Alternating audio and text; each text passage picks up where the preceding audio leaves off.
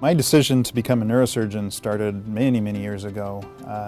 I thought I was going to be a neurologist when I began this path. My grandfather had been diagnosed with Parkinson's disease when I was in middle school, and I took an interest in that and learning about it. What is this strange disease that my grandfather has? And in my school assignments, I would write about the topic and took an interest in it.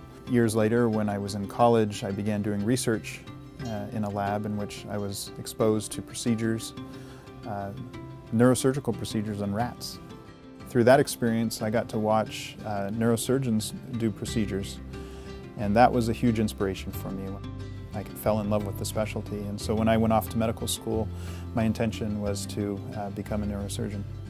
Aside from being a neurosurgeon and providing services that a general neurosurgeon could perform, spine, brain tumors, etc., I spent 2 years learning endovascular techniques in treating problems involving the blood vessels of the brain and spine.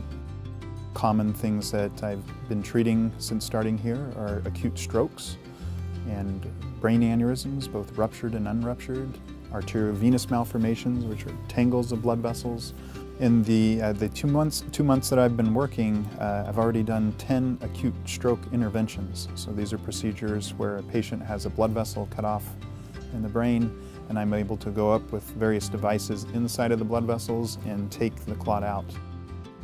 The specialty can be a challenge at times because you're dealing with some of the more severe diseases that people face. You're talking with families and patients about life and death issues.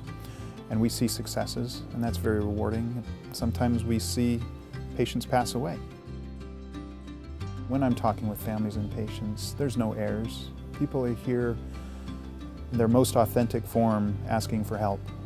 And we have that level of expertise to provide that help in many instances. One of my strengths is my ability to empathize with patients. Having been through the death of both of my parents and been in that seat where I'm the family member of a patient and talking with doctors, I know what it feels like to not understand entirely what's going on and to have questions. And there's nothing better than to be able to sit down with a doctor who can explain what's wrong in terms that I can understand.